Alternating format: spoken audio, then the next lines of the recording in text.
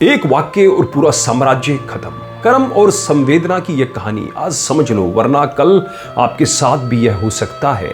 इतिहास की सबसे महंगी भूल हमेशा हारे हुए युद्ध नहीं होते। कभी कभी एक असंवेदनशील वाक्य, सत्ता के शिखर से गिरा हुआ एक शब्द पूरे राजवंश को मिटा देता है। ये कहानी है फ्रांस की महारानी की, एक ऐसी रानी जिसकी जुबान ने वह कर दिखाया जो दुश्मनों की तलवारें भी नहीं कर सकी। 18वीं सदी का फ्रांस एक और भव्य महल, जहां रेशमी वस्त्र, सोने के बर्तन, इत्र की खुशबू और अनथीन दावतें थी।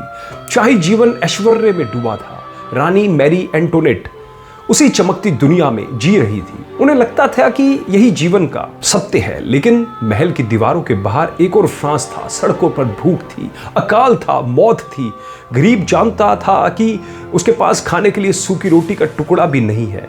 बच्चे भूख से दम तोड़ रहे थे, माताओं की छाती का दूध सूख चुका था और जनता का सब्र टूट चुका था। एक दिन गुस्से और पीड़ा से भरी भीड़, जिसमें अधिकांश महिलाएं थी, वह महल तक पहुंच गई। वे चिल्ला रही थी, हमें रोटी दो, हमारे बच्चे मर रहे हैं। वे चीखे महल के फाटकों से टकरा रही थी। रानी ने खिड़की से झांका।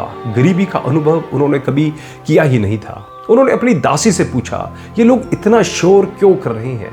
दासी ने डरते हुए उत्तर दिया, महारानी, ये भूखे हैं, इनके पास खाने को रोटी नहीं है। और यही इतिहास की सबसे खतरनाक पंक्ति जन्मी। रानी ने हंसते हुए कहा, अगर इनके पास रोटी नहीं है तो ये केक क्यों नहीं खाते? ये सिर्फ एक वाक्य नहीं था, ये भूखे पेट पर किया गया व्यंग्य था। ये जले हुए घावों पर छिड़का हुआ नमक था। उसी क्षण जनता को समझ आ गया कि उनकी रानी उनके दर्द से कोसों दूर है। सब्र का बांध टूट गया। जो भीड़ रोटी मांग रही थी, वह अब न्याय और बदले की मांग करने लगी। फ्रांस में क्रांति की आग भड़क उठी। राजशाही गिर गई। वही रानी जो मखमल के बिस्तर पर सोती थी, काल कोठरी की ठंडी जमीन पर लाई गई। उसके बाल काटे गए, हाथ बांधे गए। और फिर आया 16 अक्टूबर 1793, पेरिस का क्रांति चौक। हजारों की भीड़, वही जनता जिसे कभी केक खाने की सलाह दी गई थी। गिलोटिन का ब्लेड नीचे गिरा। एक झटके में वह सिर कट गया जो कभी अहंकार और हीरो को सजा रहता था।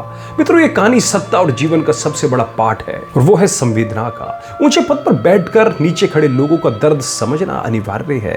असंवेदनशील शब्द व चिंगारी है जो साम्राज्य को जला देते हैं।